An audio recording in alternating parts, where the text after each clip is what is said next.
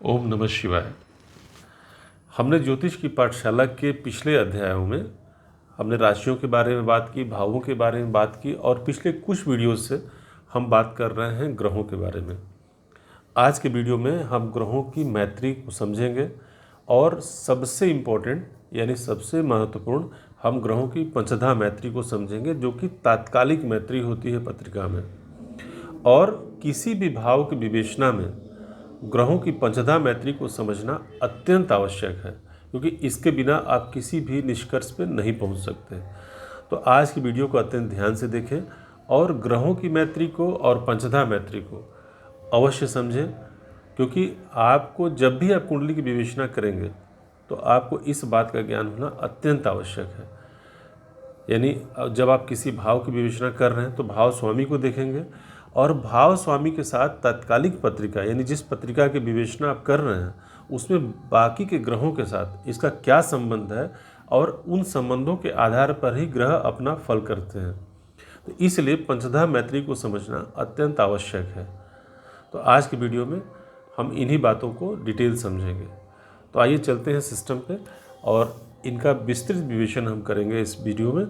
और आगे बढ़ने के पूर्व हमेशा की तरह कि यदि आपने चैनल को अभी तक सब्सक्राइब नहीं किया है तो चैनल को सब्सक्राइब करें, बेल आइकॉन दबाएं, जिससे हमारे वीडियो की नोटिफिकेशंस आपको समय से प्राप्त हो, और वीडियो को लाइक भी करें यदि आपको पसंद आता है, ताकि हमारे वीडियो की रीच भी बढ़ सके।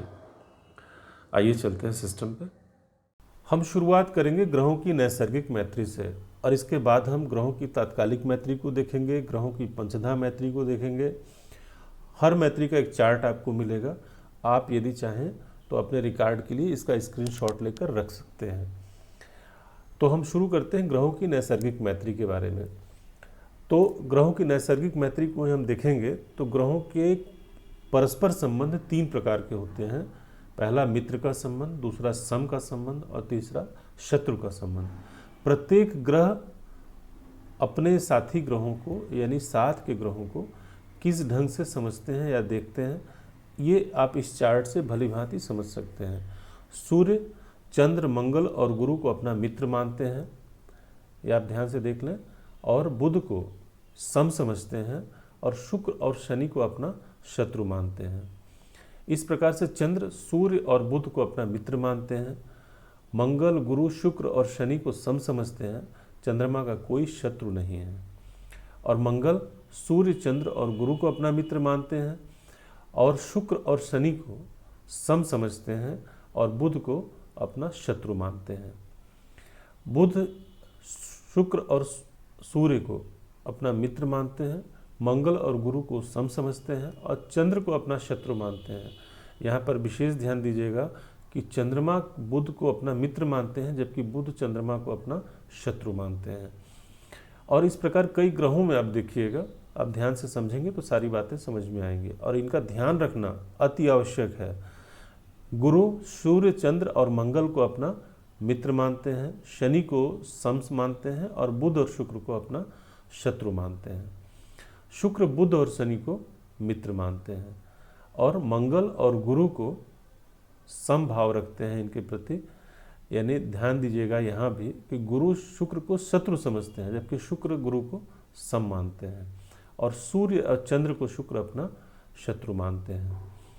और शनिदेव बुध और शुक्र को अपना मित्र मानते हैं, गुरु के साथ इनके सम के संबंध है और सूर्य, चंद्र और मंगल को ये अपना शत्रु मानते हैं। तो ये रही ग्रहों की नैसर्गिक मैत्री। नैसर्गिक मैत्री को समझने के बाद आपको तात्कालिक मैत्री समझेंगे, उसके बाद आपको सारी चीज़ें पंचधा मैत्री के संबंध में क्लियर हो जाएंगी। तो आइए हम चलते हैं तात्कालिक मैत्री की तरफ। तात्कालिक ग्रह मैत्री बहुत आसान है समझने में। हमने यहाँ पर जो 1, 2, 3 ये भावों के नाम लिखे हैं, इनको आप कोई ग्रह का आइडेंटिफिकेशन मत समझिएगा।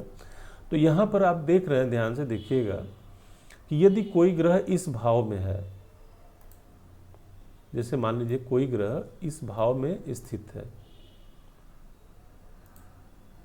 तो यहाँ से अपने भाव से द्वितीय स्थान, तृतीय स्थान, चतुर्थ स्थान, दशम, एकादश और द्वादश, यहाँ पर यदि कोई ग्रह है तो उसको वो अपना मित्र मानते हैं। यानी द्वितीय, तृतीय, चतुर्थ, दशम, एकादश और द्वादश भाव, इन स्थानों पर, इन भावों में कोई ग्रह है, इस स्थान से यदि कोई ग्रह यहाँ बैठा है, ध्यान से समझिएगा, यहाँ प्रथम भाव की मैं बात कर रहा हूँ, यदि कोई ग्रह यहाँ पे है, कोई भी ग्रह हो सकता है, तो अपने स्थान से द्वितीय, तृतीय, चतुर्थ, दशम, एकादश और द्वादश स्थान, ये यहाँ पर अलग से भी मैंने लिख दिया है, आप इसका भी स्क्रीनशॉट लेकर रख सकते हैं।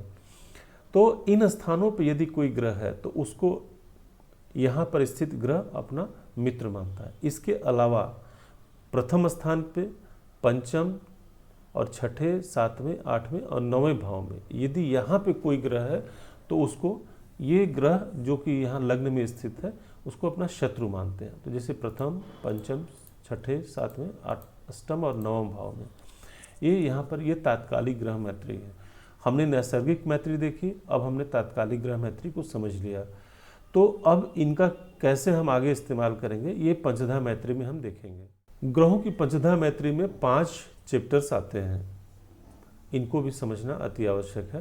पहला है अधिमित्र, अधिशत्रु, सम, मित्र और शत्रु, यानी अधिमित्र, अधिशत्रु, सम, मित्र और शत्रु, ये 5 तरह के संबंध पंचधा में क्रिएट होते हैं। ये कैसे बनते हैं, तो आपने तात्कालिक कुंडली देखी और उसके बाद नैसर्गिक मित्रता का आपने देखा। तो तात्कालिक मित्र यानी तात्कालिक कुंडली के हिसाब से तात्कालिक मित्रों का निर्धारण होता है। तो तात्कालिक मित्र कौन है और नैसर्गिक मित्र कौन है, ये तो आपको भली भांति ज्ञात हो गया होगा।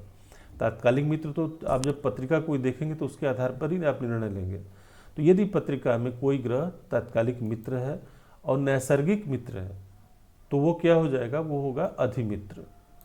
और इस प्रकार से तात्कालिक शत्रु है और नैसर्गिक शत्रु है तो वो होगा अधिशत्रु। तात्कालिक मित्र है, नैसर्गिक शत्रु है तो ये होगा सम, और तात्कालिक शत्रु है, नैसर्गिक मित्र है तो ये भी होगा सम। और तात्कालिक मित्र और तात्कालिक सम, नैसर्गिक सम, क्षमा करिएगा, नैसर्गिक सम हो तो ये पंचधा मैत्री में इसका संबंध मित्र का होगा। और यदि कोई ग्रह तात्कालिक शत्रु है और नैसर्गिक सम है तो ये होगा तात्कालिक शत्रु, क्षमा करिएगा, पंचधा मैत्री में ये शत्रु होगा। तो आप इस चार्ट को भी भली भांति समझ लें, इसका स्क्रीनशॉट लेकर रख लें, 2 बार 4 बार आप इसको देखेंगे तो ये भली भांति आपको समझ में आ जाएगा। अब इसका प्रयोग क्या है, इसके लिए चलिए एक उदाहरण लेते हैं और इसके प्रयोग को भी हम समझेंगे। ये इस उदाहरण कुंडली में हमने लिया है, मेष लग्न की पत्रिका लिया है और ग्रहों का एक प्लेसमेंट यहाँ पर आपको दिख रहा है। प्रथम भाव में कोई ग्रह नहीं, द्वितीय भाव में नहीं, राहु तृतीय में, पंचम में शनि और चंद्रमा छठे भाव में, केतु नवम में, गुरु और मंगल दशम में, सूर्य एकादश भाव में, बुध और शुक्र द्वादश भाव में। ये ग्रहों की स्थिति बन रही है। तो हम यहाँ पर उदाहरण के तौर पर सिर्फ एक ग्रह को लेंगे, वो है मंगल। अब मंगल के संबंध बाकी ग्रहों के साथ कैसे होंगे, यानी पंचधा मैत्री में उनका क्या संबंध होगा, आप इस चार्ट से भली भांति समझ जाएंगे। देखिए, सूर्य यहाँ से तात्कालिक मित्र हैं मंगल के। यहाँ पर ध्यान दीजिएगा, मैं सिर्फ और सिर्फ मंगल ग्रह की पंचधा मैत्री के बारे में बात कर रहा हूँ, बाकी ग्रहों की नहीं। तो मंगल का संबंध सूर्य के साथ कैसा होगा, तो वो होगा तात्कालिक मित्र, नैसर्गिक मित्र, ये मिलके क्या हो जाएंगे, अधिमित्र हो जाएंगे। और इस प्रकार से चंद्रमा के साथ यदि देखें तो चंद्रमा के साथ तात्कालिक इनकी शत्रुता है, क्योंकि चंद्रमा यहाँ से लगभग होगा नवम भाव में।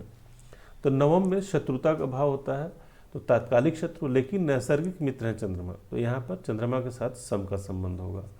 और बुध के साथ, बुध तात्कालिक मित्र हैं इस पत्रिका में मंगल के, लेकिन नैसर्गिक रूप से शत्रु हैं, तो यहाँ पर सम का संबंध होगा। इस प्रकार से गुरु तात्कालिक शत्रु हैं लेकिन नैसर्गिक मित्र हैं, तो यहाँ पर सम का संबंध होगा गुरु के साथ भी। और शुक्र के साथ तात्कालिक मित्र और नैसर्गिक शत्रु, तो ये क्या हो जाएंगे, ये हो जाएंगे मित्र हो जाएंगे। और इस प्रकार से शनि का तात्कालिक शत्रु है और नैसर्गिक सम है, नैसर्गिक सम, क्षमा करिएगा, शुक्र का भी यहाँ पर नैसर्गिक सम ही है, तो मित्र हैं। इस प्रकार से शनि तात्कालिक शत्रु और नैसर्गिक सम, यहाँ शत्रु का भाव होगा। राहु को ध्यान दीजिएगा, तात्कालिक शत्रु हैं इस पत्रिका में और नैसर्गिक रूप से भी शत्रु हैं मंगल के। तो ये अधिशत्रु कहलाएंगे, या अधिशत्रु का मान होगा पंचधा मैत्री में। इस प्रकार से केतु तात्कालिक मित्र हैं लेकिन नैसर्गिक रूप से शत्रु हैं। तो केतु का व्यवहार सम का होगा मंगल के साथ। तो ये मंगल के साथ जो ग्रहों के पंचधा मैत्री है वो हमने इस प्रकार से आप प्रत्येक ग्रह का आप अपने स्वेच्छा से निकाल सकते हैं।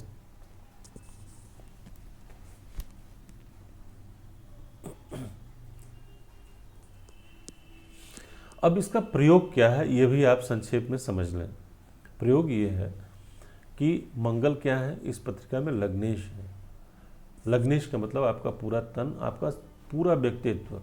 इस व्यक्तित्व के साथ बाकी ग्रहों के क्या संबंध है, बाकी ग्रह विशेषतया जब दशा अंतरदशा का विचार करते हैं, यदि मंगल की महादशा होगी उसमें इन ग्रहों की अंतरदशाएं होंगी तो ये पंचधा मैत्री के अनुसार ही आपको फल प्राप्त होंगे। इसलिए पंचधा मैत्री को समझना आपके लिए अति आवश्यक है। और ज्योतिष की पाठशाला के बाकी वीडियोस भी देखते रहिए। अभी तक आपने पिछले लगभग 11 वीडियो हमने ज्योतिष की पाठशाला के बनाए हैं। यदि आपने अभी तक नहीं देखे हैं तो प्लेलिस्ट में जाइए, ज्योतिष की पाठशाला को ओपन करिए और सारे वीडियोज़ को देखें आप।